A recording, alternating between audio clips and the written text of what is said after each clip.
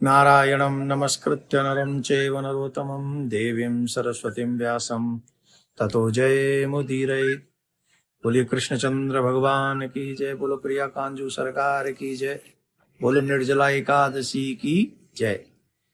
सभी श्रोता प्रेम पूर्वक इस वीडियो में हम और आप सभी निर्जला एकादशी कब है, उसका पारायण कब है, उसकी कथा क्या है, इस पे हम चर्चा करेंगे। याद रहे, इस निर्जला एकादशी की कथा को सुनने अथवा सुनाने से भी स्वर्ग की प्राप्ति होती है। इसलिए हम सभी को, हमारे बच्चों को भी निर्जला एकादशी व्रत की कथा सुननी चाहिए और सुनानी चाहिए। ज्येष्ठ मास की शुक्ल पक्ष की एकादशी को किस नाम से जाना जाता है, उसकी कथा क्या है, उसका महत्व क्या है, धर्मराज ने भगवान श्री कृष्ण से ऐसा पूछा।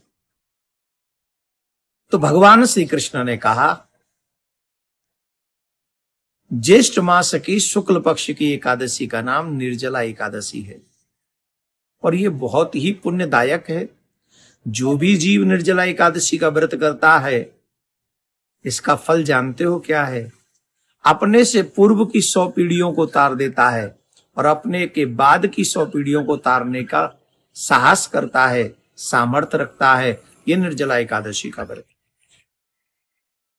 एक समय की बात है, इस निर्जला एकादशी को भीमसेनी एकादशी भी कहा जाता है।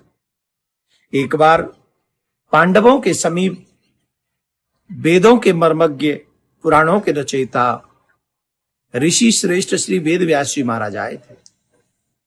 उस समय धर्मराज से सत्संग करते हुए वेद व्यास जी महाराज ने कहा, मनुष्य जीवन प्राप्त करने के बाद कृष्ण पक्ष और शुक्ल पक्ष की एकादशियों पर मनुष्य को अन्न का त्याग करना चाहिए। प्रयासरत होकर उसे अन्न स्वीकार नहीं करना चाहिए। वहीं पर भीमसेन थे, ब्रकोदर थे। तो भीमसेन ने कहा, प्रभु मैं आपको नमन करता हूं। मैंने देखा है मेरी मां, मेरे भाई और द्रौपदी ये एकादशी के दिन अन्न ग्रहण नहीं करते, परंतु मेरे से व्रत नहीं रहा जाता, मैं बिना भोजन के नहीं रह सकता। तब वेद व्यासी ने कहा, भीम प्रयासरत होकर हमको एकादशी के दिन अन्न ग्रहण नहीं करना चाहिए। शुक्ल पक्ष और कृष्ण पक्ष की एकादशी को प्रयास इस बात का करे कि हम इस दिन अन्न ग्रहण नहीं करेंगे। उन्होंने कहा, प्रभु आप जो कह रहे हैं वो सब सही है, पर मेरे उदर में जो है वक्र नाम की अग्नि है, जिसके कारण मैं भूखा नहीं रह सकता। अब कोई ऐसा उपाय बताओ, मैं इतने दिन तो भूखा नहीं रहूंगा प्रभु, जिससे मेरा भी कल्याण हो जाए। तब वेद व्यास जी महाराज ने कहा, तुम ज्येष्ठ मास की शुक्ल पक्ष की एकादशी, जिसे निर्जला एकादशी कहते हैं, अगर तुम इस व्रत को करोगे तो एक ही व्रत से तुम्हें समस्त एकादशियों का फल प्राप्त हो जाएगा। तो कैसे रहना चाहिए? बोले ब्रह्म मुहूर्त में उठना चाहिए, स्नान करना चाहिए, स्नान के बाद संकल्प करना चाहिए और फिर लक्ष्मी नारायण भगवान का पूजन करना चाहिए। प्रयासरत ये रहे कि उस दिन जल भी ग्रहण नहीं करना है। कई लोग ये पूछते हैं कि हम जल बिल्कुल भी ना लें, तो इसमें जो हम लोग शौच आदि के बाद कुल्ला करते हैं वो कुल्ला कर सकते हैं, और भजन इत्यादि में जो हम आचमन करते हैं वो भी कर सकते हैं। इसके अलावा हमें जल ग्रहण नहीं करना चाहिए। इसे पूरा निर्जला एकादशी का व्रत कहते हैं। और इसमें नारायण भगवान की, प्रिया कांजू सरकार की पूजा करनी चाहिए। इस दिन ज्यादा से ज्यादा भजन करना चाहिए। रात्रि में विशेष प्रयास इस बात का करे कि मुझे इस दिन रात्रि में जागरण करना है, क्योंकि रात्रि में जागरण करने से बहुत बड़ा फल इसका प्राप्त हो जाता है। तो वेद व्यास जी महाराज के कहने पर